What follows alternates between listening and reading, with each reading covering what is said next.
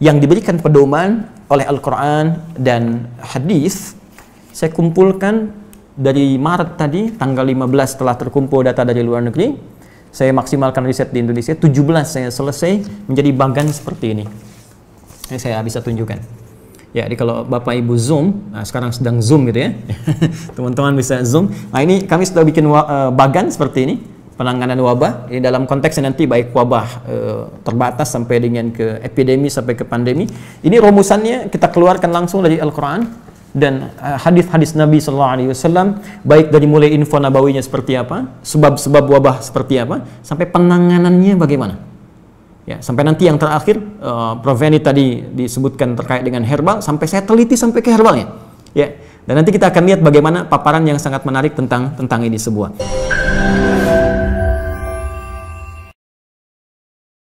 Jangan lupa subscribe, like, and share. Gejala COVID ini muncul dari sejak di Wuhan. Mohon izin, saya pribadi yang sangat mencintai Al-Quran, ya, mencintai Nabi SAW, dan saya tidak bisa melepaskan setiap kegiatan kecuali dengan referensi Al-Quran dan hadis. Posisi kami sedang di Korea, ya, di akhir Januari masuk awal Februari. Jadi saya sampai bahkan mengamati gejala COVID ini dan membentuk satu tim kecil, ya, untuk riset data-data awal. Apa sih COVID ini, seperti apa, gejalanya bagaimana, sampai saya secara serius, ya, karena Quran menuntut kita, ya, dalam mengatasi atau dalam bersikap terhadap berbagai hal itu, termasuk pekerjaan kita dengan dua dasar utama. Ya, pertama rasa cinta. Ya, kalau kita sudah cinta, kita akan memberikan segalanya. Para dosen, kan, mengajar dengan cinta, maka Anda akan memberikan perhatian terbaik untuk siswa-siswanya. Ya, Anda yang di Civitas Akademika Unhas mencintai kampus ini, maka Anda akan memberikan yang terbaik. Ya. Kalau bahasanya kayak Ahmad Dahlan itu, ya, itu sangat indah, ya. Jadi bagaimana kita berusaha untuk memberi tanpa pernah kita berpikir untuk menerima lebih banyak, ya. Itu indah. Yang kedua, kesungguhan, serius. Kalau kita ingin berhasil, kita serius, ya, sungguh-sungguh. Bahkan itu syarat yang disebutkan di Quran surah ke-3 Ali Imran ayat 142. Am hasibtum an tadkhulul jannata walamma ya'lamillahu alladhina jahadu minkum wa ya'lamas sabirin. Apa Anda duga akan mudah sekali Anda sukses, termasuk meraih surga yang Anda dambakan, sementara belum dilihat oleh Allah tingkat keseriusan Anda dalam mewujudkan itu. Ya, nanti kalimat ini dibagi 3 bagian. Keseriusan dalam merencanakan, meriset, itu disebut dengan ijtihad. Keseriusan dalam mengeksekusi hasil ijtihad disebut dengan jihad. Dan keseriusan dalam mengatasi, ya, problem mentalitas kita. Kadang kalau bekerja suka malas, kadang-kadang bergulat dengan diri kita, itu disebut mujahadah namanya. Nanti ada kesungguhan, ada rasa cinta, kita gali sepenuh yang bisa kita maksimalkan. Nah, saya sampai kemudian menghubungi di kawan-kawan I4, ya, International Indonesian Scholars Association. Jadi ada Ikatan Ilmuwan Internasional Indonesia di luar negeri. Itu ketuanya sekarang sahabat kami, profesor di Todai University, ya, Tokyo University. Itu sampai kita coba lihat di setiap negara yang sejak dari Februari itu mulai bergulat dengan COVID, kita minta di sana ilmuwan-ilmuwan kita untuk bisa merumuskan bagaimana negara-negara itu menyikapi COVID. Ini saya sampai dapat salinannya. Ini dikirimkan juga kepada Bapak Presiden, kemudian Ketua DPR dan gugus COVID terkait. Ini saya sudah dapat dari sejak tanggal-tanggal dahulu. Di bulan Maret saya dapat ini, 15 Maret, dari Februari kami berusaha, kemudian dirumuskan dan dapat ini. Saya juga mendapatkan yang dari Tiongkok. Ya, ini panduan menghadapi virus corona ini.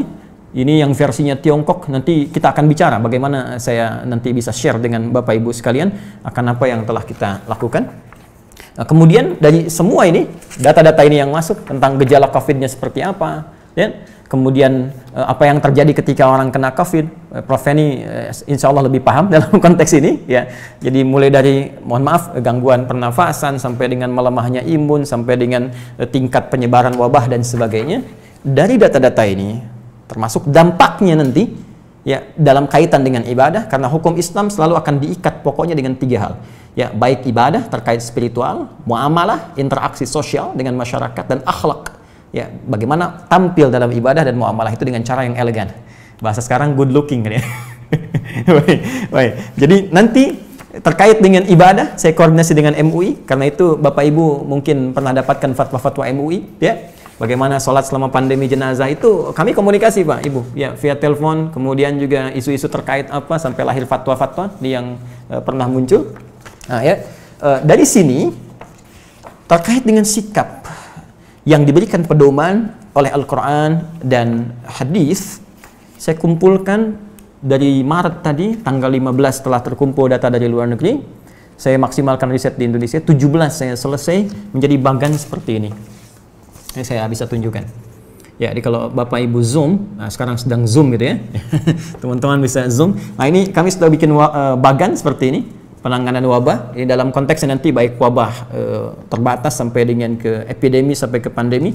Ini rumusannya kita keluarkan langsung dari Al-Quran dan hadis-hadis Nabi SAW, baik dari mulai info nabawinya seperti apa, sebab-sebab wabah seperti apa, sampai penanganannya bagaimana.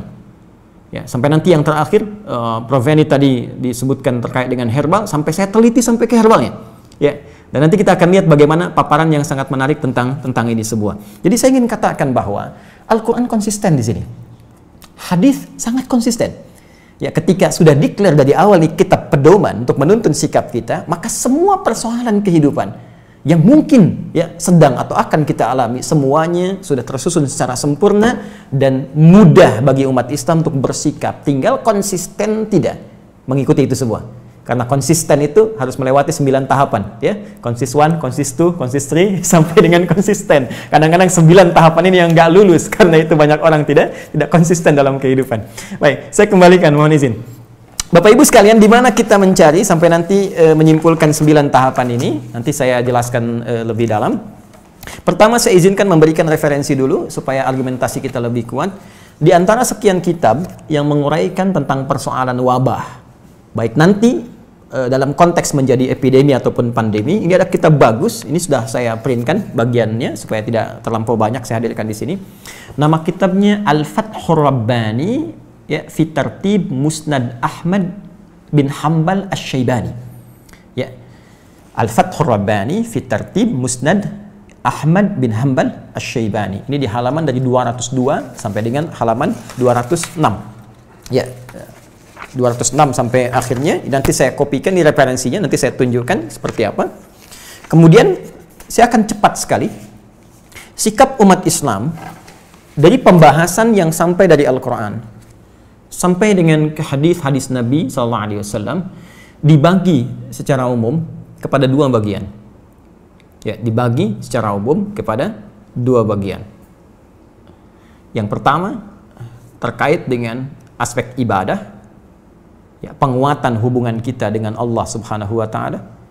Ya, nanti ketika ada pandemi terjadi, apakah itu sifatnya COVID ya ataukah mungkin wabah yang lainnya, apa yang diinginkan dari umat Islam untuk bersikap. Di bagian pertama ada dimensi ibadah, penguatan hubungan kita dengan Allah Subhanahu wa taala. Nanti kesimpulan besarnya, jika dengan pandemi itu terjadi belum juga kuat hubungan kita dengan Allah, mesti dikasih apa lagi supaya ingat Allah. Ya. Kalau ditunjukkan si fulan bisa pulang besok, si fulan bisa meninggal begini, dengan makhluk kecil aja bisa wafat, apa Anda masih sombong juga? Nah, itu kesimpulan besarnya. Detailnya nanti kita akan lihat ya. Yang kedua terkait dengan aspek muamalah.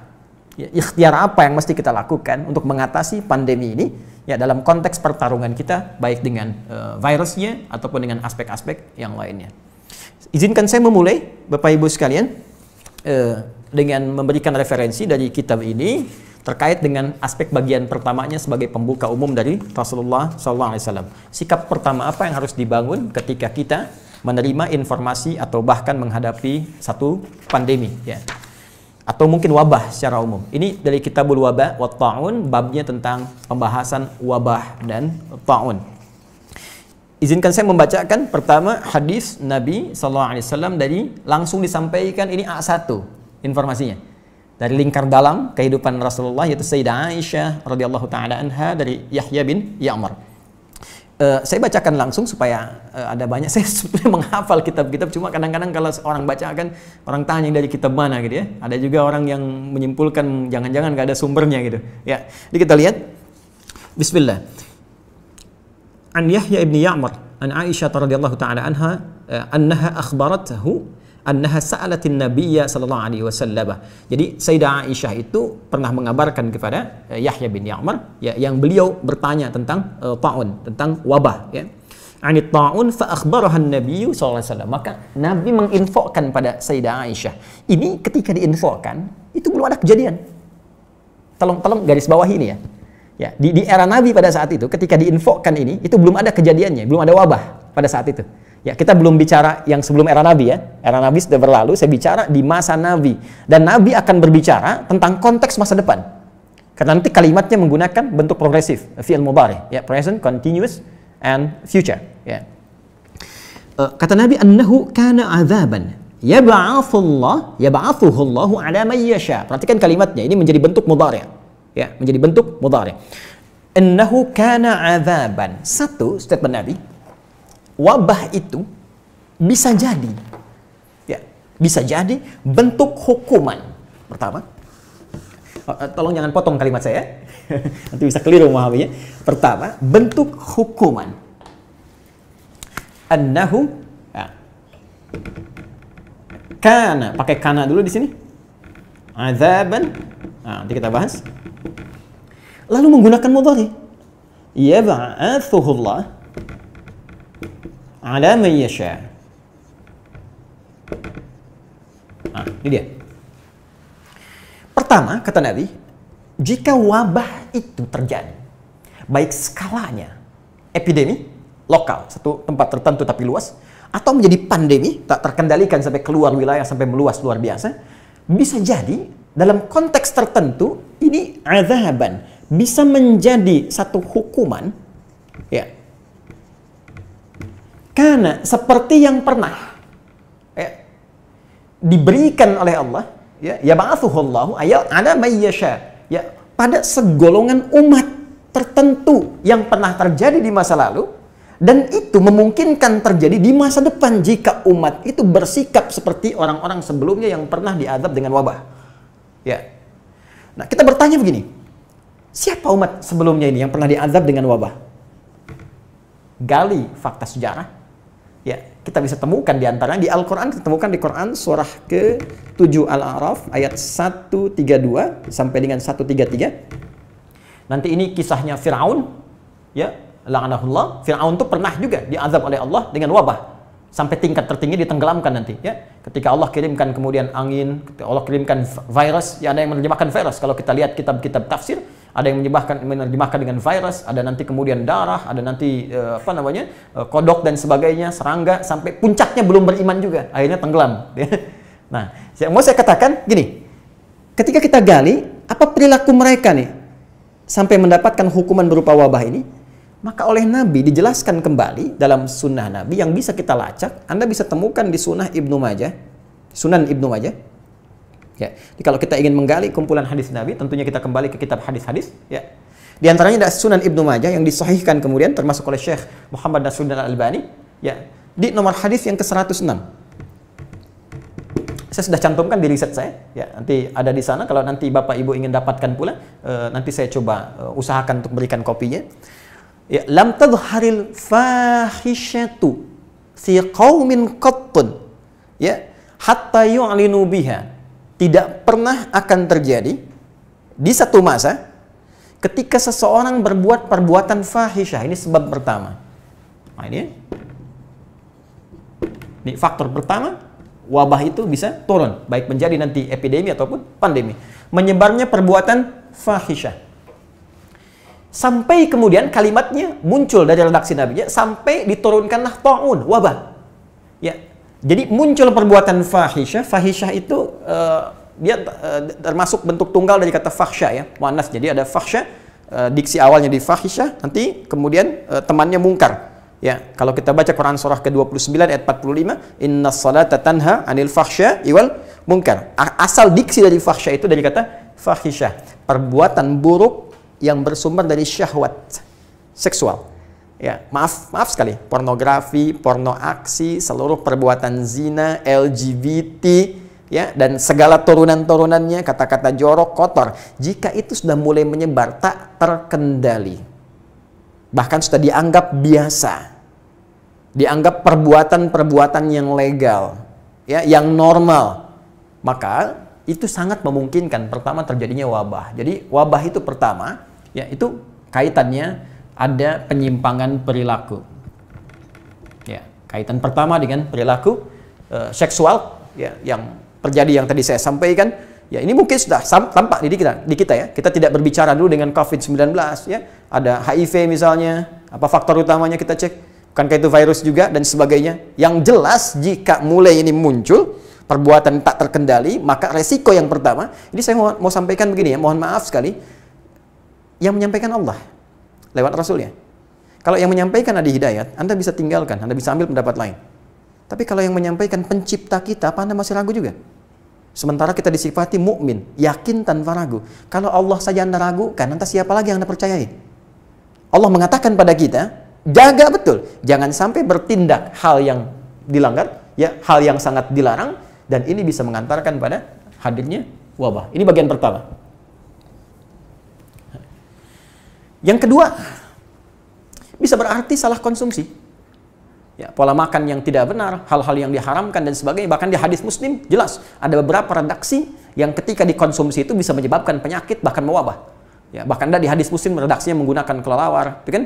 Nanti ada beberapa lain yang diharamkan. Di Quran nanti banyak. Bahkan tugas Nabi di antaranya ketika ditetapkan oleh Allah, Quran surah ke-7 ayat 157. Quran surah 7 ayat 157. Ya. Sudah? Nanti di pertengahan ayat ini Allah memberikan penekanan di antara tugas Nabi menunjukkan beberapa hal-hal, ya, hal-hal apa saja yang halal untuk dikonsumsi, wa yuharrimu alaihimul khaba'ith, dan mengharamkan segala hal yang kotor. Khaba'ith jamak dari kata khabithah. Khabithah itu bisa jadi juga terkait hal-hal kotor yang terkait erat yang bisa melahirkan wabah. Ya, bisa jadi virus, bakteri, kotoran, macam-macam. Karena itu masuk kamar mandi yang banyak kotorannya, kita berdoa, Allahumma inni a'udzubika minal khubuthi wal khaba'ith. Cuma sayangnya diartikan setan laki-laki dan setan perempuan. Padahal itu konteksnya hal-hal yang kotor. Setan senang dengan segala yang kotor. Kita itu orang bersih. Karena itu bab pertama dalam fikih thaharah, membuat kita bersih dan suci. Ya, kalau orang senang bersih-bersih, suci, itu luar biasa, gampang menghindari segala ini. Ya, bisa jadi tidak rentan dengan virus, tidak rentan dengan bakteri. Ya, itu prinsip utama dalam fikih. Saya kembali lagi ya. Jadi faktor pertama bisa jadi ini penyimpangan perilaku, kemudian juga cara makan yang tidak sehat, ya, dan seterusnya. Dan yang ketiga, jadi satu penyimpangan perilaku seksual, yang kedua salah konsumsi, mengonsumsi yang haram dan seterusnya. Dan yang ketiga, ini memang agak sensitif, tapi ini terjadi. Ya, bisa jadi satu propaganda besar yang disiapkan oleh kalangan-kalangan tertentu yang memang sudah melampaui batas. Dalam bahasa Quran, melampaui batas itu disebut dengan kata kerjanya togo. Togo, ya, sifat yang melekat pada orangnya disebut toghin, jamaknya disebut togut. Ya. Misal, Fir'aun, ya, la'anahullah, itu disebut dengan togo. Idhhab ila fir'auna innahu tagha. Ya, Musa alaihissalam pergilah kepada Fir'aun, dia sudah mulai menyimpang dari kekuasaannya. Ya, Allah titipkan kepadanya kekuasaan tertentu, tapi yang dia lakukan mulai menyimpang dengan itu, sehingga dengan penyimpangan itu melahirkan wabah. Kan nanti wabah terjadi zaman Fir'aun, salah satunya. Akibat apa? Perbuatan yang dia desain sendiri akhirnya melahirkan itu. Tapi ini nanti konteks yang lebih luas ya. Kita akan fokus kepada intinya saja. Jadi ada 3 faktor utama. Pertama, penyimpangan seksual dari manusia sendiri. Kedua, dari makanan-makanan atau konsumsi yang tidak dibenarkan secara syariat, ya, dalam petunjuk-petunjuk yang juga dibenarkan secara kesehatan, ya. Dan yang terakhir, memang ada penyimpangan-penyimpangan perilaku tertentu yang memang menginginkan wabah itu terjadi. Lalu seperti apa kemudian respon yang Al-Quran dan hadis berikan kepada kita. Jadi ini satu, jika ini teman-teman sekalian kemudian muncul, sekarang kita masuk ke inti persoalan jika wabahnya terjadi dan menjadi epidemi atau bahkan pandemi seperti COVID-19. Kita lepaskan dari persoalan tadi, ya. Sekarang realnya wabahnya sudah ada. Bahkan sampai ke Indonesia. Sikap kita bagaimana? Ya, sikap kita bagaimana? Terlepas dari sebab-sebab ini kita bicara, sekarang ininya sudah ada. Maka teruskan hadisnya. Ya, teruskan hadisnya. Nabi menyebutkan kalimatnya indah sekali. Wa ja'alahullahu azza wa jalla rahmatan lil mu'minin. Ini yang dahsyat. Ya. Jadi kata Allah melalui lisan nabinya, jika nanti wabah itu terjadi, taruhlah kita ambil COVID yang sekarang jadi pandemi misalnya. Bagi orang yang ingkar, yang perilakunya buruk, yang sering berperilaku yang tidak baik, itu bisa jadi hukuman.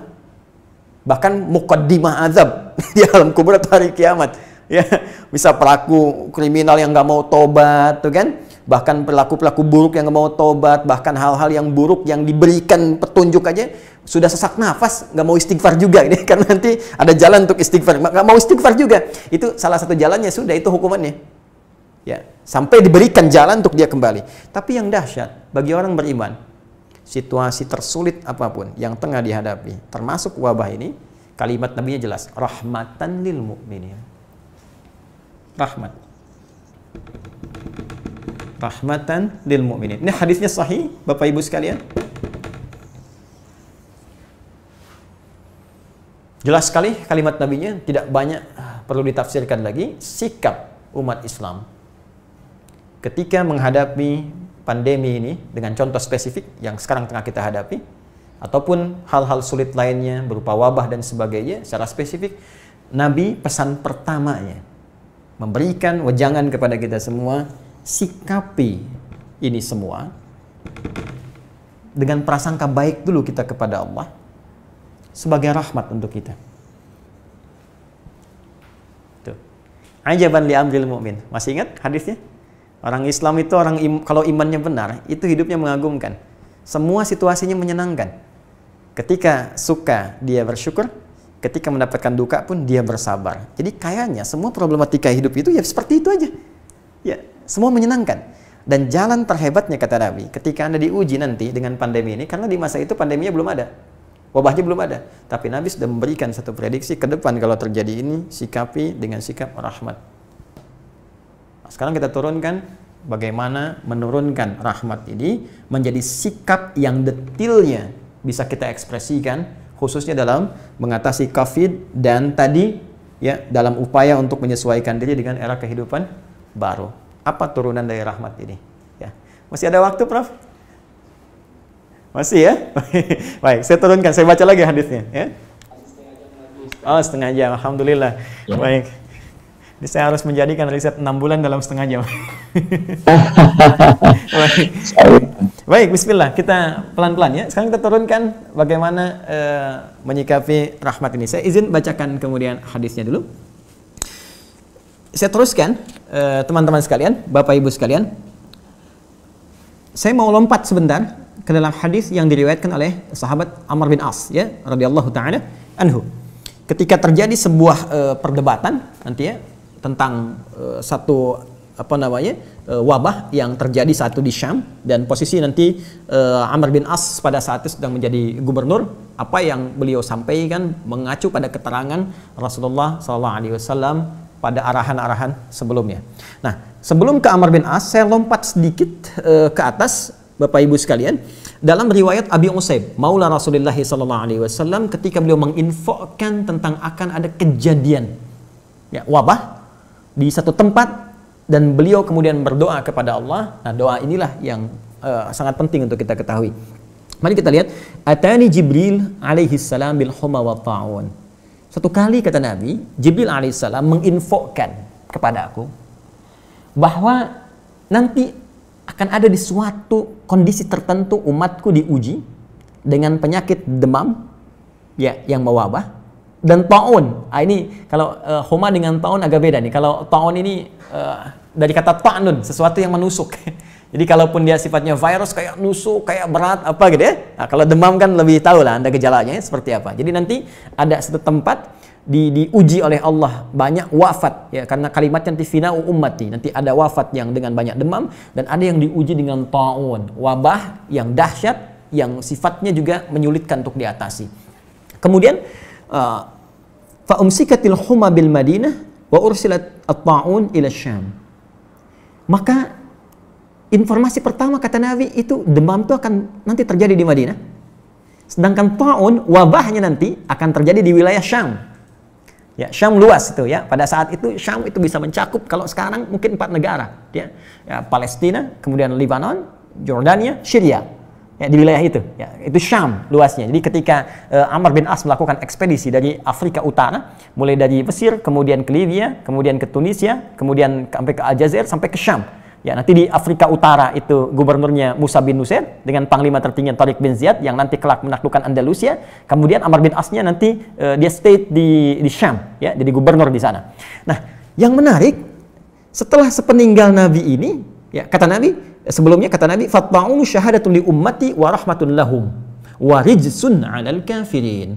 Ketika itu terjadi, maka orang-orang yang wafat yang terkena taun itu, ya, kalau dia benar-benar menjaga iman, melakukan sikap yang dibimbingkan oleh Nabi ini, benar caranya, maka kata Rasulullah, orang-orang ini akan wafat dalam keadaan syahid. Ingat itu. Nanti syahid dibagi 3 ya. Syahidnya dibagi 3. Ada syahidun fid dunya wal akhirah, syahid dunia dan akhirat. Itu yang wafat fisabilillah dalam konteks peperangan yang dibenarkan. Ya, awas, bukan sembarangan tembak orang, bom orang seperti sekarang itu, bukan jihad itu ya. Ya, saya pernah ditanya itu saat di Lampung, Ustadz, apakah bom di Jalan Tamrin ya waktu kejadian itu apakah jihad fisabilillah? Ya, saya bilang jihad fisabilillah itu jihad di jalan Allah, bukan di Jalan Tamrin. Ya, itu satu yang beda. Nah, ini kalau yang dimaksud di sini seperti yang kita ketahui ya. Itu wafatnya dia tidak dimandikan, ya, kemudian juga langsung disolatkan dengan pakaiannya, itu syahid fid dunya dan fil akhirah. Ada yang syahid fil akhirah duna dunia. Syahidnya konteks akhirat tapi bukan dunia. Jadi di dunia itu nggak familiar dia syahid. Tapi di akhirat dia dapat pahala syahid. Di bawah yang pertama tadi. Seperti orang yang wafat tenggelam, ya, orang yang wafat tertimpa bangunan, orang yang wafat termasuk kena wabah. Ya, dalam konteks ini misalnya COVID-19 dan sebagainya. Tapi apakah semua muslim yang kena wabah ini otomatis syahid? Belum tentu, kecuali sikap ini diikuti. Jadi petunjuk ini diikuti. Boleh jadi ini rahmat. Kapan lagi wafat syahid, Bu? Pak, kalau ingin tahu kemuliaan orang syahid wafat nanti, ya, setelah meninggal tuh baru tahu, ya, atau di penghujung usianya, ya, begitu sekarat syahid bedanya akan luar biasa, ya, akan dahsyat itu. Nanti kita lihat. Yang terakhir ada syahid dunia dunal akhirah. Di syahid di dunia kelihatan seperti syahid, tapi nggak dapat pahala syahid di akhirat. Ya, itu ada nanti kasusnya kalau di Riyadhus Shalihin itu ada tentang bab ikhlas dari 1896 hadis, ada bab tentang ikhlas di penghujung babnya ada orang ditanyakan kepada Nabi, "Ya Rasulullah, bagaimana seorang yang berjuang sampai dia wafat? Ya, apakah orang itu kemudian syahid tapi dia pengen dikenal sebagai pahlawan?" Maka kata Nabi, orang yang wafat itu sebagai syahid adalah orang yang niatnya benar-benar berjuang karena Allah. Kalau niatnya salah, maka dunia dia dapatkan, akhirat tak dapat. Ya, ini konteksnya. Nah, ini kita bicara tentang aspek yang kedua. Orang bisa dapat pahala syahid akhirat luar biasa, wafatnya dapat rahmat Allah. Ini tidak mudah dapat rahmat itu. Ya, orang dapat rahmat itu di antara makna rahmat ketika dia hidup sampai mau wafat itu di antara makna tertingginya ampunan Allah. Ampunan Allah. Yaitu ada di Quran surah ke-39 ya, ayat ke-53. Qul ya ibadiyalladzina asrafu ya ala anfusihim la taqnatu min rahmatillah. Katakan Muhammad SAW pada hamba-hambaku yang bergelimang banyak dosa. Terus masih mau tobat, dia bertanya, ada kesempatan nggak saya balik diterima? Ada orang pernah bunuh orang, pernah mabuk, pernah zina, tiba-tiba ada getaran di jiwa, saya pengen balik. Dia bertanya, ada nggak kesempatan tobat? Kata lu, jangan putus asa. Aku berikan rahmatku. Puncak tertinggi pemberian ampunan Allah sifatnya rahmat. Karena itu Allah nanti memberikan ampunan dosa dengan 4-5 turunan sifat. Al-afu, ghafir, ghaffar, ghafur, rahim. Puncak tertinggi rahim karena membawa rahmat. Sekarang ada orang langsung syahid statusnya. Anda bisa bayangkan? Ya jelas, dosa terhapuskan. Dosanya terhapuskan, pahala datang besar, kesempatan besar. Jadi karena itu Nabi memberikan statement, kalau ada orang kena wabah, dia nggak bisa hindarin. Tapi dia menerima itu dengan bersikap seperti petunjuk Nabi. Ketika benar dia pun wafat pada saat itu dapat pahala syahid. Nah, ini yang tadi saya katakan di awal, penguatan konteks ibadah, membangun kekuatan kita kepada Allah. Jadi ternyata di balik pandemi ini, bagi orang beriman, itu ada puncak turunan rahmat, ada peluang untuk syahid. Kalau memang ajalnya tiba pada saat itu. Dan persoalannya, kita nggak bisa mengetahui kapan kita wafat. Ada di antara Anda yang sudah merencanakan kapan meninggal? Ya, belum tentu terjadi. Ya, kita bisa berharap esok lusa mungkin wafat, boleh jadi kematian lebih cepat datang dari apa yang kita bayangkan. Bukankah rumus di Al-Mulk itu? Ya, ayat yang kedua kan jelas, "Huwallazi khalaqal mauta wal hayata liyabluwakum ayyukum ahsanu amala wa huwal azizul ghafur." Pertanyaan saya, kenapa maut didahulukan? Ya, di ilmu balaghah itu cara bacanya pakai ilmu balaghah, takdim wa ta'khir. Kalau mau konsisten secara pemikiran kita manusia, hidup dulu baru wafat kan? Tapi ayat itu berkata wafat baru meninggal. Huwallazi khalaqal maut wal haya, hayat di belakang. Kenapa? Itu di ilmu balaghah namanya ada takdim wa ta'khir. Diawalkan, diakhirkan. Kenapa hayat diakhirkan hidup? Karena kecenderungan manusia ingin selalu hidup lebih lama. Ingin panjang. Tapi dia nggak sadar, maut bisa datang lebih cepat dari apa yang dia duga. Siapa di antara kita yang tahu kalau ajal kita datang lebih cepat? Kalau Allah sudah kirimkan peluang syahid, belum dimanfaatkan juga, sayang. Itu yang dimaksud rahmat tadi dalam konteks kehidupan akhirat. Jadi rahmat yang pertama ini sikapnya adalah kembali kepada hadis Sayyidah Aisyah tadi. Bagaimana seseorang bisa bersikap benar ya menghadapi ini sehingga mendapatkan syahadat. Teruskan hadisnya. Ya, saya bacakan hadisnya. Falaisa min 'abdin. Kembali ke hadis Sayyidah Aisyah tadi. Falaisa min 'abdin yaqa'u ta'unu fihi fayamkuthu fi baladihi sabiran muhtasiban ya'lamu annahu lam yusibhu illa ma kataballahu azza wa jalla lahu illa kana lahu mithla ajri asyahid. Pertama kata Nabi, jika ada wabah kemudian meluas sampai ke tempat Anda, sekarang statusnya sudah pandemi, sampai ke wilayah kita, apa yang disampaikan oleh Nabi? Anda menetap dulu di situ, jangan kemana-mana dulu. Baik, turunan dari sini hadis yang lain lagi, ya. Baik, saya bacakan lagi hadisnya. Ya, perhatikan teman-teman, ini sangat indah sekali. Ya, la tada fahuwa yaji'u ahyanan wa yadhhabu ahyanan. Wabah itu bisa datang, bisa pergi. Ya, kata Nabi, fa idza waqa'a bi ardin fala tadkhulu 'alaihi wa idza waqa'a bi ardin fala takhruju firaran minhu. Ya, wabah itu sesuatu yang nggak pernah berlangsung selamanya. Kadang ada, kadang nggak ada, kata Nabi. Dan bahasanya menggunakan mudhari. Ini menunjukkan sesuatu yang jarang. Ya, karena sebab-sebab tertentu saja. Tapi yang menarik, kalau sampai ke tempat Anda, kata Nabi, Anda yang ada di situ jangan keluar dari situ dulu. Oke? Sedangkan Anda yang dari luar jangan masuk ke situ. Ini yang diterapkan kemudian oleh Amr bin As. Yang tadi saya sampaikan di awal. Begitu wabahnya sampai ke Syam, sesuai prediksi Nabi tadi.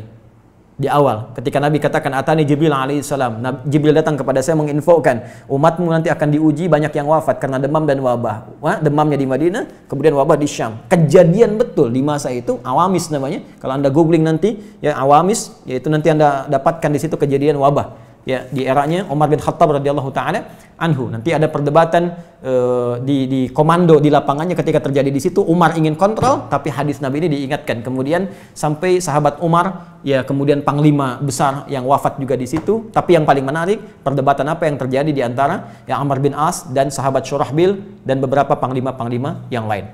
Kata Amr bin As, perhatikan baik-baik. Amr menginstruksikan kepada masyarakat dan mengusulkan ya pada para sahabat senior pada waktu itu. Ini sangat menarik, Pak. Jadi manajemen yang dipraktekkan oleh sahabat ketika wabah itu terjadi, mereka duduk ya, kemudian mulai bermusyawarah, melakukan rapat terbatas di antara pembesar. Ya, dipanggil siapa yang gugus tugas yang dibentuk ya di bawah pimpinan siapa.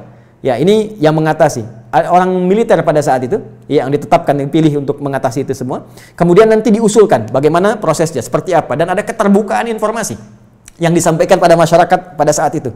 Statusnya bagaimana, tanggap daruratnya seperti itu. Di antara usulan Amr bin As, kata Amr, fatafarraqu. Lakukan social distancing dalam bahasa kekinian. Jadi social distancing, physical distancing, jarak, dipecah oleh beliau. Ini seperti api, kata beliau, wabah ini. Kalau semua ngumpul, kena semua. Ada bagian yang belum kena, ada bagian yang sudah kena. Di Syam saja yang sudah terkena, itu dilarang yang dari luar masuk. Bahkan pemimpin, presiden terbesarnya Umar nggak boleh masuk ke situ. Kalimat nabinya dari luar jangan masuk, yang di dalam pun jangan keluar. Yang di dalam pun oleh beliau dilakukan social distancing dengan yang diistilahkan sekarang ada PSBB itu. Jadi keluarnya lockdown, di dalamnya PSBB. Ya, pembatasan skala besar ya, yang terbatas itu. Jadi dipisah oleh beliau, yang ini bersih, diidentifikasi yang bersih, ya sudah, di sini jangan masuk ke wilayah yang ini. Itu masih dalam Syam. Kalau sekarang 4 negara tadi. Jadi Syamnya di lockdown untuk keluar, di dalamnya dilakukan PSBB. Nih yang ini kalau kita Indonesia nih, lockdown dulu dari luar kan. Nah, kemudian yang dari Makassar nih, tolong, ya itu kan banyak tuh, ada yang di Goa, ada yang di Wajo, macam-macam ya. Kalau kenanya satu tempat, Goa bersih, Goa nih, jangan ke Wajo dulu ya, atau Wajo jangan keluar dulu. Di skalanya dibatasi. Nah, itu sudah ada. Karena itu ketika saya membuat bagan ini secara teknis, saya masukkan di sini terkait dalil-dalilnya. Ya, kita ada nanti teknisnya ini ada social distancing, ada lockdown, diidentifikasi suspeknya berapa, positifnya berapa, tempatnya di mana. Kalau sekarang istilahnya ada OTG gitu kan. ya, orang tanpa gejala, kemudian ada yang reaktif kan belum tentu positif, kan? Ada dalam orang dalam pengawasan, ODP dan sebagainya. Itu sudah ada, hadisnya ada. Bisa diturunkan. Dan ini sejak Jakarta jadi epicentrum COVID, saya sudah datangi. Ya, pimpinan tertinggi di Jakartanya, kemudian saya presentasikan, saya sampaikan. Ini 18 Maret saya datang, 17 Maret saya selesai, 18 Maret saya hadir. Termasuk dengan turunan yang lainnya. Jadi saya ingin katakan, kembali ke tadi itu, batasi dulu. Nah, ketika ada di wilayah itu, apa yang harus dilakukan? Sabiran muhtasiban. Annahu lam yusibhu illa ma kataballahu lahu. Pertama, kata beliau, yang ada terkena di wilayah COVID itu, sabar berjuang mengatasi COVID itu. Bangun kedekatan dengan Allah. Tingkatkan imun spiritual kita. Karena sumber kehidupan di roh. Jangan langsung simpulkan lu dengan kematian. Karena nggak ada hubungan penyakit dengan kematian. Kematian itu hubungannya dengan ajal. Hati-hati. Ya, kebanyakan orang wafat bukan mungkin karena COVID-nya, karena kekhawatirannya. Ya, orang terkena penyakit jantung belum tentu meninggal, yang sehat aja wafat. Jadi, yang paling menarik, bangun kekuatan spiritual Anda, ya kata Nabi, dengan Allah. Tingkatkan. Jadi bukan menjauh. Tingkatkan imun spiritual kita. Sabiran muhtasiban. Ingat-ingat. Dan berjuang. Jadi saya ilustrasikan begini. Bekasi misalnya, saya tinggal di Bekasi, kena COVID nih. Lockdown. Jangan keluar. Ketika Anda tidak keluar dan Anda berjuang mengatasi wabah itu, Anda sedang berjihad. Ya, dahsyatnya Anda sampai menjaga orang supaya orang nggak kena. Anda itu sedang jihad. Makanya di hadis lain, nanti di hadis ini ada disebutkan, wahzun a'da'ukum binal jin. Ya, virus itu sebetulnya itu kamu harus sikapi sebagai musuh. Jin yang tak nampak. Jadi kita itu sedang berperang, bertempur. Jadi sikap kita itu ya, persiapan kita mesti kuat. Karena kita sedang berjuang, kita jaga orang supaya nggak kena, kita berjuang. Nah, perjuangan kita kalau wafat itu yang disebut syahid. Diapresiasi oleh agama dengan syahid. Nah, dari sini kekuatan terbesar yang dibangun oleh ajaran Nabi, sikap seorang muslim ketika ada pandemi, ya, apapun itu yang terjadi, bangun kekuatan mendekat kepada Allah. Tingkatkan lagi. Sholatnya perbaiki. Ini kurang apa sih? Ya, Masya Allah, yang belum pernah jadi imam, sekarang jadi imam di rumah, gitu kan? Bahkan kemarin ada kesempatan khutbah Idul Fitri, gitu ya. Ya, Masya Allah. Tapi kita juga harus evaluasi, ini salah apa? Kok kita dikeluarkan dari masjid yang kita cintai? Gak bisa ke masjid. Gak bisa taklim. Terlepas dari kehidupan virtual sekarang, tapi kita mesti evaluasi. Kita rindu dengan masjid. Kita rindu dengan taklim. Ada salah apa gitu? Ya, apa ada kehidupan yang tidak normal di sekitaran kita? Ya, apa ada sesuatu yang salah yang harus diperbaiki? Makanya bahasanya muhtasiban. Jangan-jangan selama ini keliru, walaupun nggak keluar rumah, tapi medianya masuk ke rumah, di handphone berapa banyak gambar kotor yang kita lihat, video-video jorok yang mungkin pernah hadir di kehidupan. Ya, otaknya penuh dengan persoalan yang buruk. Kita evaluasi itu. Dan yang paling dahsyat dalam evaluasi itu, mungkin kamu wafat, kata Allah. Kalau wafat sampai dengan sekarang, bekalnya belum cukup juga, dengan cara apa lagi Allah muliakan kita untuk berpulang. Oke, nah ini terkait dengan pendekatan spiritual. Jadi kalau ditanya sikap apa yang mesti dibangun saat pandemi ini, maka sebagai seorang muslim, dari aspek ibadah, sikap yang mesti dia bangun adalah penguatan sisi spiritualnya. Ya, nanti di sini saya turunkan ada beberapa ayat di bagian ini, yang memberi petunjuk langsung kepada kita. Jadi kalau nanti ada yang terkena COVID-nya misalnya, itu nanti mohon izin Prof, ada langsung zikirnya dibimbing oleh Al-Quran. Ya, bisa zikir yang standar Quran surah ke-26 ayat 80, zikirnya Nabi Ibrahim tuh. Wa idza maridtu fahuwa yashfin. Harus optimis. Kalau saya sakit pasti disembuhkan. Itu indah sekali di Quran itu. Jadi kalau Anda sakit pun mesti optimis sembuh. Ya, justru yang diajarkan tuh sikap optimisme. Saya selalu klaim ke teman-teman media tuh, Anda tuh gimana sih? 90% lebih sekarang berita tuh jelek semua. Kenapa nggak ditampilkan yang baik-baiknya? Ini sembuh begini, ini kekuatan begini. Itu kan motivasi gitu. Sekarang kita lihat setiap berita tuh A sampai B. Saya dari bangun tidur itu, ya setelah sholat, ngaji, macam-macam, saya jejerkan berita luar dengan dalam negeri. Itu beritanya 90% ke atas, jelek semua. Ini membuat manusia itu nggak semangat gitu. Ini mungkin frame yang kita mesti bangun. Mohon izin saya selesaikan sebentar. Nanti ada zikir yang standar, ada zikir Nabi Ayub. Ya, kalau orang sudah mulai vonis dokternya ini sulit, ventilator sudah dipasang, sesak macam-macam. Ini luar biasa ini ya. Nanti ada zikir Nabi Ayub di Quran surah ke-21 misalnya, ayat 83 sampai dengan 84, yang divonis oleh orang nggak mungkin sembuh, ternyata sembuh. Sekali lagi, optimisme yang dibangun, Inna ma'al usri yusra, ini pasti selesai, bahasa psikologinya. La yukallifullahu nafsan illa wus'aha, nggak mungkin saya diuji kecuali saya mampu mengatasi itu semua. Itu kalimat-kalimat positif dalam psikologi yang bisa membuat imun kita semakin naik. Nah sekarang saya cepat karena waktu saya berakhir, bagaimana ikhtiar secara muawalahnya. Ya, tadi saya sudah singgung, ini barangkali mesti dikoordinasikan, dan alhamdulillah di pemerintah juga sudah membuat gugus tugas kan, gugus tugas COVID, ada penanganan secara sosial, sudah ada social distancing, physical distancing, sampai masuk juga ke ranah-ranah ibadah yang mau ke masjid ya, itu sudah ada fatwanya tersendiri.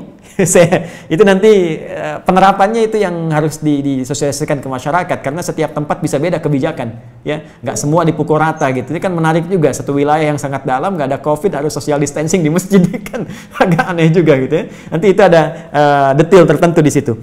Saya ingin masuk kepada langkah yang sangat menarik. Prof ini juga herbal, mungkin teman-teman yang lain di kesehatan juga.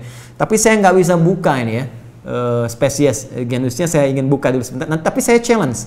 Ya, Bu Rektor, saya challenge ya nanti tim terbaik dari Unhas kalau mau silahkan ke Bekasi, saya tunjukkan karena saya sudah uji ini 6 bulan dan alhamdulillah 100% manfaatnya. Saya sudah zoom dengan 9 direktur rumah sakit, dengan pakar-pakar juga, dan kita support juga kepada bahkan beberapa kolega yang terkena COVID juga. Saya tidak katakan obat ya, karena obat harus ada uji klinis. Saya katakan herbal nabawi, itu kan ini apa namanya, prophetic healing ya. Jadi pendekatan dari Tibbun Nabawi, ada sesuatu yang sangat menarik. Nah, saya riset, sekali lagi riset gejala-gejala yang terkait dengan COVID. Dari hasil tadi, dari yang mohon maaf teman-teman sekalian, ada yang dari Tiongkok tadi, dari beberapa negara yang disampaikan datanya oleh I4 ya, filenya datang ke saya, dan ini hasil riset bukan sembarangan. Dari sini kita petakan kebutuhannya apa. Saya mau share begini ya, sebelum saya sampai ke herbal dulu. Ini Tiongkok. Ya, saya printkan beberapa halaman, ini ada 140 halaman lebih model Tiongkok ini. Tahukah teman-teman, saat terjadi COVID ini, mereka sudah mempraktekkan apa yang didorongkan bahkan oleh Nabi jauh-jauh hari sebelumnya. Tapi bukan dalam konteks yang pertama ibadah tadi. Dalam konteks kehidupan muamalah dengan seluruh aspeknya, baik sosial, ekonomi, dan sebagainya. Saat terjadi ini, itu saya baca di laporan ini, pemerintah Tiongkok sudah mengumpulkan seluruh ahli medis dan herbal untuk berkumpul mengatasi, dulu masih epidemi di Wuhan. Mereka kumpulkan semua alternatif. Dan yang paling dahsyat, rahmat yang diisyaratkan Nabi, yang bisa berlaku di konteks muamalah, bisa masuk ke ekonomi, bisa masuk ke ranah sosial, itu mereka praktekkan. Mereka riset, apa yang dibutuhkan untuk mengatasi wabah ini? Apa saja yang dibutuhkan? Lalu mereka minta ke dunia-dunia luar, dan dunia luar ya luar biasa dengan itikat baiknya. Ada yang nyumbang APD, nyumbang macam-macam. Mereka sudah petakan, oh ini kebutuhannya. Dan sudah dilihat, ini satu hal yang dirasakan akan banyak menyebar. Karena dalam skala global, termasuk khususnya dalam politik global, ini kan isunya luas dengan 3 tipe itu, kan? Ada yang versi Amerika, versi Israel, ada yang versi Cina-nya, kan? Artinya ini kan sudah menyebar dan mereka sudah lihat. Artinya apa? Potensi dari segi muamalahnya, karena ini kan sisi agamanya kosong gitu kan, dalam tanda petik minim lah. Dia tarik sisi ekonominya saja.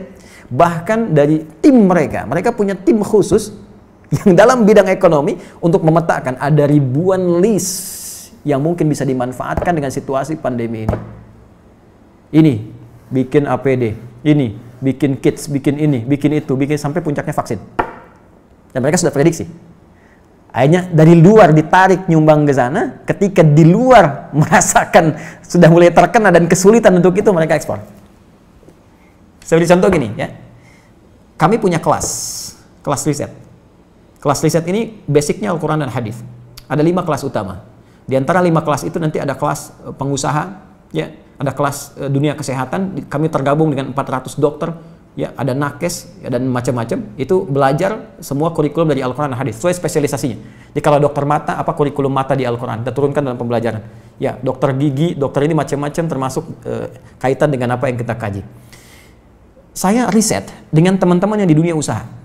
Ini akan ada kebutuhan APD, masker, dan sebagainya. Sampai kami buat standar yang nanti akan ditetapkan nih oleh pemerintah. Ini standar APD. APD yang tersebar di Indonesia itu pionir pertama yang riset di antara kami. Ya, ini yang versi pemerintah untuk distandarkan. Ya, face shield, kita buat face shield, masker. Tahu nggak teman-teman, Prof? Kita buat face shield untuk bantu masyarakat awal-awal. Bahkan kita gratiskan. Kemudian setelah itu kita ambil bahan baku harga sekian. Dari bahan baku 25.000 baru akan disupportkan ke masyarakat. Sudah ada di salah satu toko, saya nggak sebut nama, yang ngambil dari Tiongkok 60.000 dijualnya dan sudah lolos dengan semua ujinya. Saya ingin lihat dengan persepsi yang lain ya. Saya ingin lihat dengan persepsi, bukan persepsi kita menyoal. Persepsi kita melihat bagaimana Tiongkok membaca peluang, menjadikan ini sebagai rahmat, dan sekarang diselamatin WHO. Selesai gitu kan. Mereka bebas, tapi mereka bisa meningkatkan sisi ekonominya. Kenapa kita nggak riset itu semua? Peluang apa yang bisa kerjakan kita sekarang? Kenapa teman-teman misalnya di wilayah Makassar, Sulawesi, desa tidak membuat batasan terbatas? Kenapa Anda nggak bikin aplikasi? Ya, meningkatkan ketahanan pangan, riset. Siapa yang jualan padinya, siapa yang jualan kentangnya, jualan sagunya, macam-macam. Aplikasi wilayah Makassar saja. Unhas jadi pionirnya. Yang butuh pangan ke sini, butuh ini ke sini. Mereka tinggal klik. Lokal hidup, nggak terganggu. Baru kita ngambil dari luar. Itu sisi ini. Ya, yang paling menarik ketika saya riset tentang gejala COVID-nya, dari mulai imun menurun, pernapasan terganggu, ya mulai macam-macam lah segala gejala COVID yang Anda lebih tahu di dalamnya. Saya cari dalam narasi hadis-hadis Nabi, dan Masya Allah, Alhamdulillah, ditemukanlah satu herbal, saya sebut herbal, yang mencakup semua gejala tadi. Dan itu, dunia internasional pun belum masuk ke situ. Belum ada kesadaran itu gitu. Ya, saya cek kemudian, di Indonesia nggak ditemukan materinya. Ini hanya ada di 2 tempat di dunia. Dan zaman Nabi sudah dipraktikkan. Ada gejala-gejala yang serupa pernah ditangani Nabi dengan pendekatan yang bisa diminum, bisa dimasukkan, teteskan ke hidung, bisa diasap gitu. Ya, itu ternyata saya cek sudah masuk jurnal, Prof sekalian. Ini materinya udah ada di jurnal, ya jurnal-jurnal ilmiah internasional. Ini saya ada beberapa jurnal nih yang sudah ada, ya. Tapi saya mohon maaf saya belum bisa zoom ya nanti. Maksud saya nanti saya bikin statement di akhir. Ini sudah ada zoom internasionalnya. Ini sudah tahu ternyata khasiat-khasiat ini. Herbal ini, tapi belum ada kesadaran bahwa ini bisa mengatasi persoalan yang tengah kita hadapi saat ini di pandemi COVID. Ya, saya keluarkan itu, saya lacak hadisnya dari sejak 18 Maret saya usahakan, saya dapatkan dari sahabat kami karena ini hanya dapatkan di 2 tempat di dunia. Ya, di Himalaya dengan di Saudi bagian timur. Ini ada. Saya minta kemudian dan itu alhamdulillah ada. Saya cobakan, ya kita treatment beberapa teman-teman yang isolasi mandiri ya karena di rumah sakit kan tidak mungkin karena protokol kesehatan. Tapi menariknya kalau ada izin dari keluarga untuk kepentingan pribadi, boleh jadi pendamping suplemen. Kami 6 bulan coba ujikan itu, sampai dengan sekarang rekornya 100%. Hanya 3 hari paling lama. Ya, yang terkait dengan COVID ini saya tidak mengatakan obat ya. Kalau enggak besok nanti saya diundang. jadi saya katakan ini ada pendampingan prophetic healing. Kemudian saya sempat share juga Zoom dengan beberapa 9 direktur rumah sakit, kita berikan bantuan juga itu dengan skala yang sangat terbatas. Dan menariknya, saya coba pesan itu 1 kali lewat online, ya ingin tahu gitu kan, ada dilacak, ini sudah di produk internasional, tapi dengan arah pengobatan tertentu, bukan ke COVID, ya bukan gejala-gejala ini, dan belum tahu kalau ternyata itu bisa untuk gejala yang dimaksudkan. Jadi kalau kita pesan pun ada, cuma kualitasnya belum tentu sama karena ada 15 spesiesnya, 15 spesies. Nah saya coba pesan, ya saya minta staff saya pesan, coba saya pengen tahu nyampe nggak ke kita barangnya. Tahukah Anda apa yang terjadi? Begitu saya pesannya lewat ke Himalaya, ternyata barang yang datang ke kami harus masuk dulu ke Cina, dan ketika saya terima di Indonesia, addressnya, alamatnya dari Wuhan. Anda bisa bayangkan bagaimana bisa kontrol terhadap itu pun mulai ada kesadaran, dan di beberapa tempat sekarang mulai ada kesadaran untuk itu. Saya sudah menyampaikan kepada relasi terkait teman-teman, saya katakan begini sampai ke negara pun. Jika negara membutuhkan ini dan benar, ya silahkan uji. Rekomendasi kami siapapun yang ingin menguji dari pihak manapun, silahkan uji di lab. Kalau betul terbukti ada manfaatnya, saya serahkan sepenuhnya untuk negara. Saya tidak akan mengambil apapun dari ini dengan kecintaan kami kepada Indonesia. Hanya saya ingin satu saja, sebutkan referensinya bahwa ini dari hadis Nabi. Itu saja. Ya, jadi saya juga challenge teman-teman yang di Unhas, nanti boleh timnya main ke sini. Anda boleh analisis, saya serahkan nanti jurnal-jurnalnya, dipelajari dan sebagainya, hadis-hadisnya, tapi infonya kami sudah 6 bulan melakukan treatment dengan pendekatan prophetic healing ini, dan hatinya 100% sampai dengan hari ini. Alhamdulillah, termasuk kemarin yang di media-media yang diinfokan kolega-kolega pejabat-pejabat, ada yang kami support itu, dan mereka menginfokan juga sangat luar biasa. Ini bisa juga untuk diabetes bisa. Kemudian kemarin ada yang kompleks antara diabetes dengan liver, dia menggunakan medis, ya medis belum ada pengaruh, mungkin belum cocok saja, mohon izin, ya. Lalu coba kami support dengan itu, dia selesaikan medisnya, dia tidak minum dulu, dia konsumsi itu, kami berikan, karena ini hanya 2 pekan, hanya boleh dikonsumsi dalam 2 pekan, kemudian selesai, 1 pekan baru nyambung kembali. Apa yang terjadi? Hanya dalam 3 hari, terjadi pemulihan yang sangat luar biasa, dia sudah bisa ke masjid, sudah beraktivitas, dan sudah normal kembali. Saya ingin katakan begini, betapa ini rahmat untuk kita dalam aspek muamalah. Kita bisa terbuka, bangsa kita bisa lebih kreatif, bikin APD, bikin peluang, bikin macam-macam, semua sifat makro dalam bernegara itu bisa kita dudukan di sini. Yuk, dari segi ekonomi apa sih yang bisa kita ambil manfaat dari sini? Jangan dikeluhkan semua. Ya, dari segi ibadah sudah selesai tadi. Ya, dari segi kehidupan sosial seperti apa? Ada banyak hikmah yang bisa kita gali. Silaturahim, penguatan di keluarga, ya, penguatan di kampus dan sebagainya, dan tentunya teraplikasikannya nilai-nilai kebangsaan dengan nilai yang lebih luas. Saya kira itu yang bisa saya sampaikan.